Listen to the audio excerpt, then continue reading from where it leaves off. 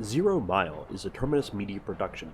If you would like to know more about Terminus Media, please head on over to terminusmedia.com. Now, on with your show. Hi guys, welcome to 0 Mile Off the Rails.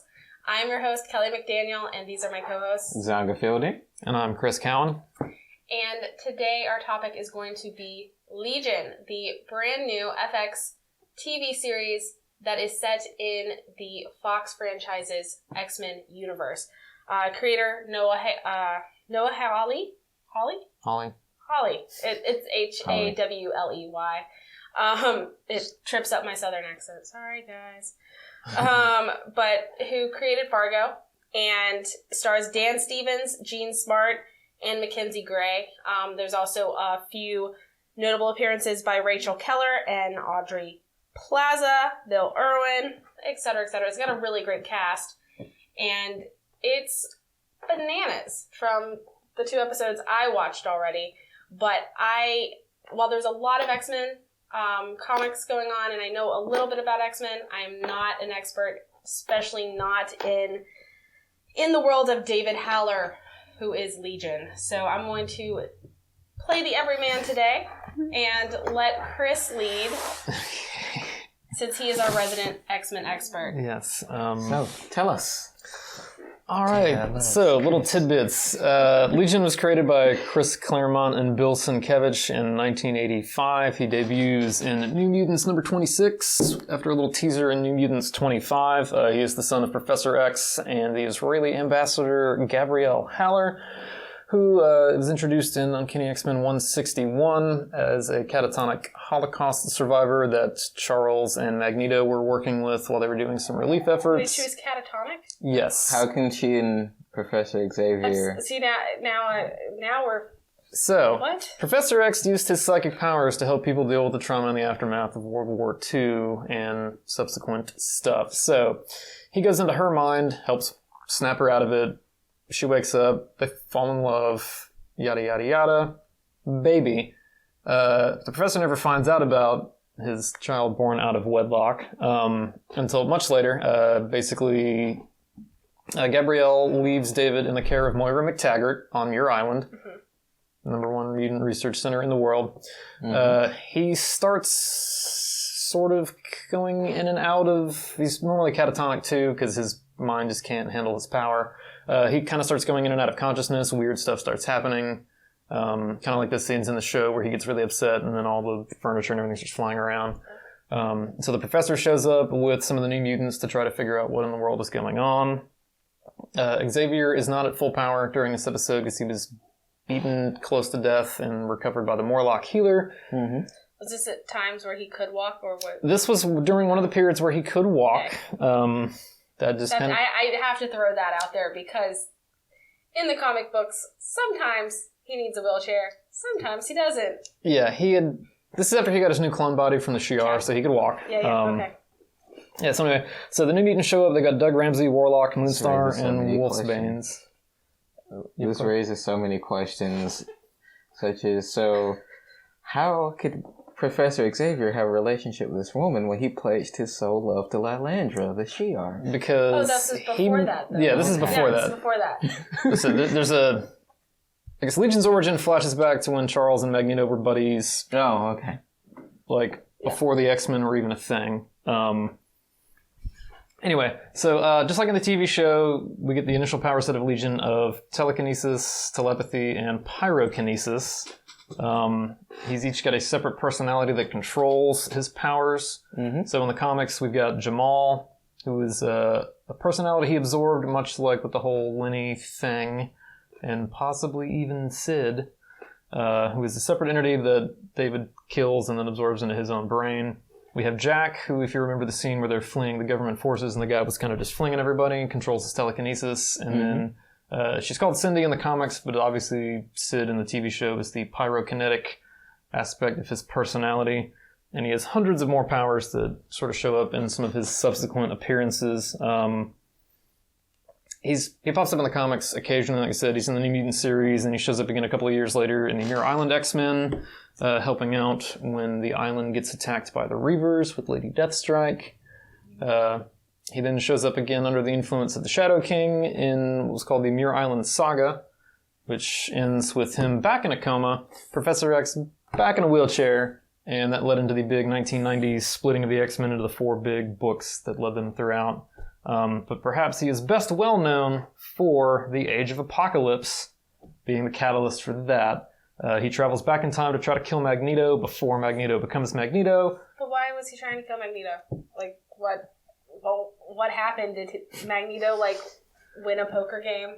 No, it's just David's fragmented mind, when he tries to start reconnecting with his father, Professor X is like, I'm going to do a favor for my dad, so I'm going to take out his greatest foe. So Legion... But it's not his greatest foe, it's his best friend. So Legion travels back to when he was buddy-buddy with Magneto, back in the time frame that shows up in that one issue of Uncanny X-Men where it shows the Professor and Magneto working together. Charles dives in the way. Legion stabs him with a psi knife, kind of like Psylocke's little psychic knife, ends up killing him, and then Apocalypse takes over all of reality. Okay. So what you're telling me is comic David is just as naive and a little dumb like Legion TV David. Yeah, he tries to do good, sometimes he ends up doing bad, sometimes it's sort of okay. Like, he accidentally kills Mystique's girlfriend, Destiny, and then she tries to kill him, which wakes him up, which leads to him accidentally killing Xavier. Yeah, he's kind of a giant screw up. Yeah, he does also kill Cthulhu at one point in the comics. That's nice of him. And he was instrumental in saving the X-Men when a bunch of Nimrod Sentinels from the future flew out, and he wiped out a ton of them with his powers. Well, I mean, because, like, I know in X-Men Evolution, there is an episode with David, but he's a small child, but he makes believes, or has one of the personalities kind of manifest itself as a Scottish rocker, weird person that has a crush on Jean Grey. So, I know that part, like, you know, they do have him in other stuff as, obviously, the son of Professor Xavier, and that he's a little off. Yeah, he's kind of like a crazier version of Franklin Richards. Anybody doesn't know, that's the son of... Yeah, son of... Reed Richards and for the Fantastic Sue Four. Storm Richards. And actually, it's not that far off from the character they put in MC2 comics of Franklin Richards. I mean, his power is he can do whatever he wants to save the day. It's very true. Unless it's his face. Yeah. And that's an MC2 joke that no one's going to get. No. He is Marvel's Deus Ex Machina. Legion is the X-Men's little sub Deus Ex Machina. Yeah. I don't think that's going to make it into the TV show, but... No, and, you know, that's actually, like, we really need to kind of get back to the TV show, because with X-Men, there is a lot of content, and they are definitely pulling from that content into the show, but it's just a little scrambled, which is kind of the way I feel like maybe they kind of did what we just did, which was super information overload, and then tried to write something in it. Yeah. Went a little crazy, but I liked it. I watched the first 2 episodes because they're currently on Hulu, and like it's so trippy. Like, there's that Bollywood dance scene, and there's there's like 1960s prog rock, and there's like these 80s songs with a very 80s style, like, end credits. It's just really weird and fun, and you never know exactly, like, what reality you're really in. Yeah, it's like in the series he's kind of hopping in different time periods, but honestly, I'm going to take this route and think that majority of what you see in the show is probably in his head. Like, I feel every time he's in the asylum, that's in his head 100% all the time when he's in the asylum, and those are just all of his different personalities that he's consulting or dealing with. Yeah, as far as, I don't know, I really don't like what Fox has done with a lot of the X-Men universe, but I actually really enjoy this TV show. I feel like they've taken just enough from the comics to, like, get a good basis, but they've decided there's way too much for us to deal with. We're going to pare it down and just try to keep it simple. Of course. The most recent series, X-Men Legacy, basically deals with David in the mental institution of his mind, trying to keep track of all of his personalities. He's a sort of weird super suit thing covered in like weird needles in a backpack, and he can absorb them when he needs them or let them out, so he can access his powers. So I feel like that's kind of largely the basis of the show, and I agree with you. Like, anytime we're in the asylum, I'm pretty sure that's all in his head. I also think maybe some of that government stuff is maybe also in his head. Yeah, quite and I'm possibly. really interested to see who this demon with the yellow eyes thing is. My current number one is that it's the Shadow King. We have conflicting opinions about that because I feel that it's his evil personality, Styx, who is a telepath and can absorb other people's minds and supposedly in the comics souls into him. Yeah. Which I feel kind of what happened to the character Lenny, played by Aubrey Plaza. Yeah. It also could be Fiend, who in the recent Legacy series is like an evil yellow version of Professor X that lives in his head and is kind of an embodiment of like his madness and doubts and anxieties. But I feel like a lot of Professor X, though, doesn't show up in with David until he is on screen. And unless they're going to bring Professor X into it, which they might, let's not rule anything out, because if this does well, I'm sure Fox is not going to hesitate to play someone from the movie, one of their movies, in that TV series to connect everything. And why not Patrick Stewart? He has stated that he is done. Patrick Stewart is like, I'm done. Like, Hugh Jackman's kind of like, we're doing Logan, and unless I get put in an Avengers movie, I'm done. Okay, but if Ian McKellen said that he wanted to do it, you don't think that... I could totally see Ian McKellen just popping in on screen and just like chilling. Don't even give him lines, just have him like sitting in the background like sipping tea or something. No. Yeah. Just fabulously dressed as he always is. He'll just be just in David's mind. Yeah. Just randomly. Doesn't know who he is, just there. He's just there as and an it's Easter just egg. Ian McKellen, though, right? It's not actually even Magneto. It's literally Ian McKellen, yeah. Well, I mean, the whole thing, with this, and especially with David's character, is he does have split personalities. He does have, a personality dissociative disorder, and it speaks a large amount about mental illness. And I'm sure that that's another reason why this show did get made. I cannot speak right now. I apologize. Just because of everyone kind of wanting to talk about the elephant in the room, the mental, your silent disorders and mental illnesses that you don't really see with a person, until you talk to them and get to know them. So I'm wondering how this is playing on that commentary, the social commentary that we're trying to do. Yeah, and the larger just thing in comics and TV movies in general, where powered individuals are just kind of whitewashed, and everyone's like, no, they're perfectly normal. Except Batman. That dude's crazy. Yeah, you don't really see a lot of mentally unstable heroes in comics, movies, or what have you. They're usually portrayed as, majority of the time, villains. As most villains are usually misunderstood people who feel as if though they can, I guess, rule the world better than the powers that be already, like Doom. Which he could probably govern better than... I mean, he did. Well. Yeah, sort of. And then the heroes were like, free will, we should stop him. Yeah. But, so, I have this one idea about Legion in particular, where it comes to the scene where he's breaking out of the government facility. I don't think those are other people. I think it's just he did it himself and those are other personalities. Yeah, no. I said, there's one of his original three personalities they show is Jack Wayne. He's telekinetic, he's a cocky adventurer, and he was definitely that guy, just everybody fly off the cliff. And then, like I said, Sid is Cindy, the pyrokinetic. And then they didn't show Jamal, his telepathic personality. But he has exhibited telepathy in the show, as well as telekinesis and the pyrokinesis. I guess it's reality manipulation when he sticks Lenny on the wall. Yeah.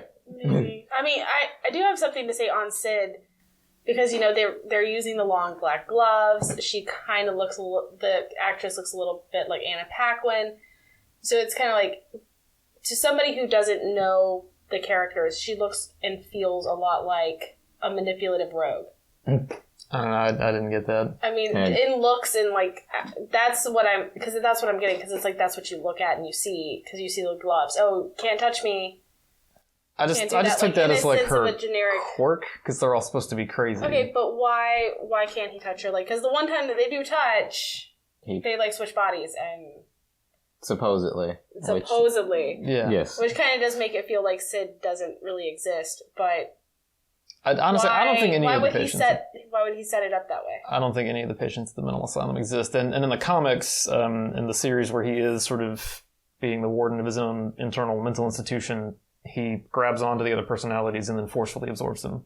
And that's how he sort of reintegrates that part of himself back into himself. Some of the personalities are aware of that, and they either try to fight him for control, or they're just like, oh my god, don't touch me. So I think it might be part of that. Yep. Okay. Depending on how heavily they're basing it on that most recent series, like that could just be part of their own awareness of like, if he touches me, I'll get absorbed and then I don't exist anymore. There have been instances where David was quote unquote dead in the comics and some of the Splinter personalities actually like popped out and got their own sort of ghost bodies and run around like making havoc. Sally Sunshine. Okay. Yeah. Okay. The best personality of Legion. Okay, so Sally Sunshine is a 7-year-old girl who's always happy all the time, and her abilities is she controls people's emotions. So, there's a lot of hijinks when it comes to that personality, and it's great. There's some weird Legion stories out there. Yeah, that's what it kind of gets down to and would make a lot of sense for this TV show to be as weird and quirky as it is and kind of just mind-boggling because it's like I watched both episodes together and maybe I shouldn't have because then it was just kind of like, what world am I in? Mm-hmm. What is going on? I mean, that's intentional. Like I said, I am of the theory that the majority of that show probably takes place in David's head, and we're going to get this weird, like, St. Elsewhere snow globe thing when the series finally wraps. Or it was all a dream. Yeah. Or they could go another route if the superhero thing really kicks off, and they're going to give him his little, like, Ben 10-esque power selector like he had in the comics where he literally had a wristwatch and he just was like, I need power set number 127, and he would just turn a little dial I don't and feel like access that part of his powers. Just because they're keeping it within the X-Men universe, unless Professor Xavier or someone from the Xavier Institute shows up, that's never going to happen. Yeah, I think the show creator has said he wants a show about capes without capes. So yeah. There will probably be no direct superhero antics, but Fox always has a tendency of being like, we're going to do this with our franchise, and then they're like, money goes this way. Yeah, so... Agreed. So anybody else have anything? I don't know, like I said, I'm actually a fan of this despite my almost universal hatred of the Fox X-Men film franchise. No, it's like you literally watch it wanting to hate it because it's like that's how it is with Fox. You generally hate things that Fox does. There's nothing to hate. Yeah, like with Deadpool. You can't. Well, I was gonna say you can't hate what you so I'm sorry. Don't understand, but that's not even the basis of X-Men.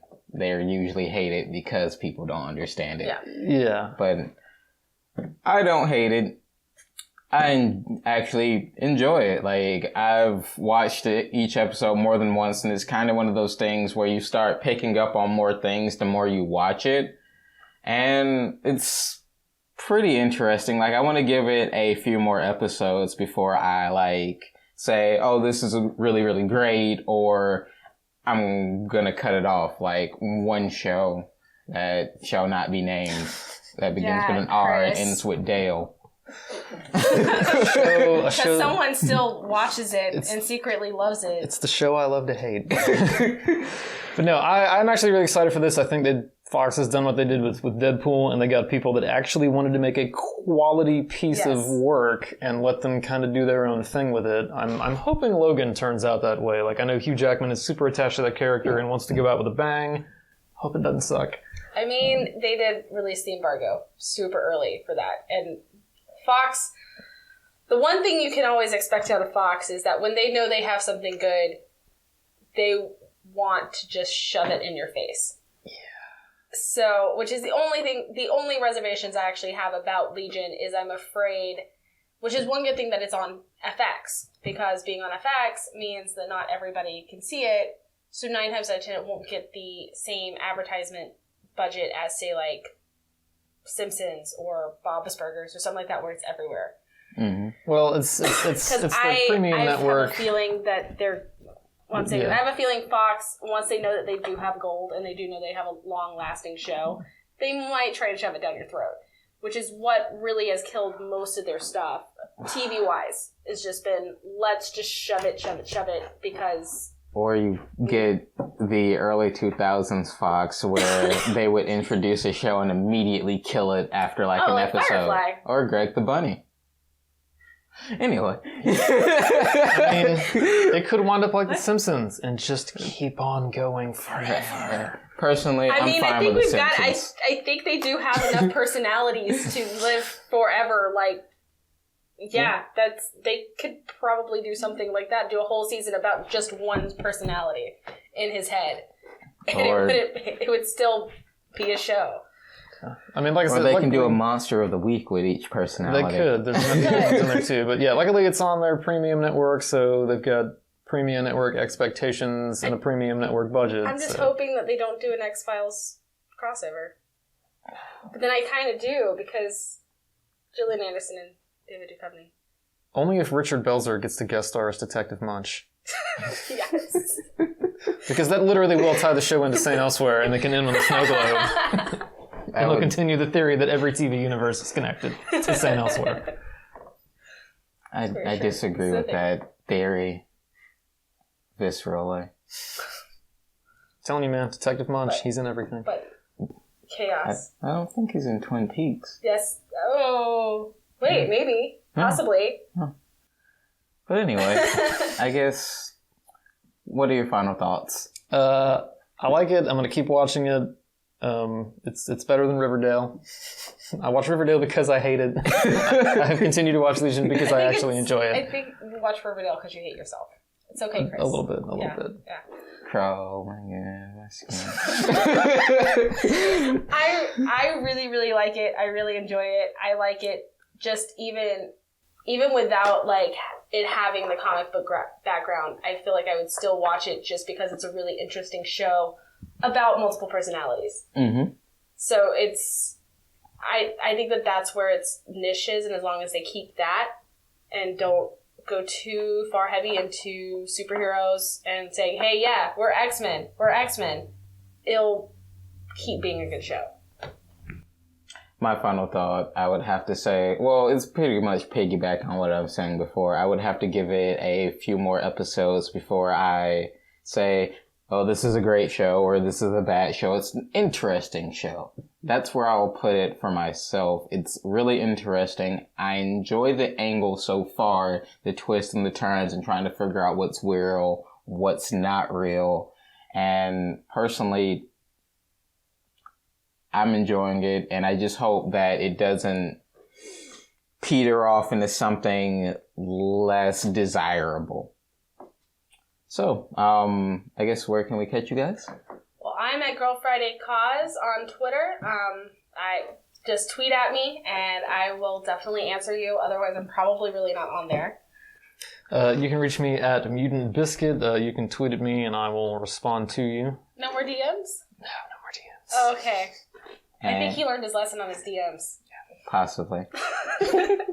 And you can catch me at Zonga Audio on Twitter. You can also email us at terminusmedia.com. Well, 0mile@terminusmedia.com. And please remember to like, share, and subscribe. This is Zonga Fielding, signing out.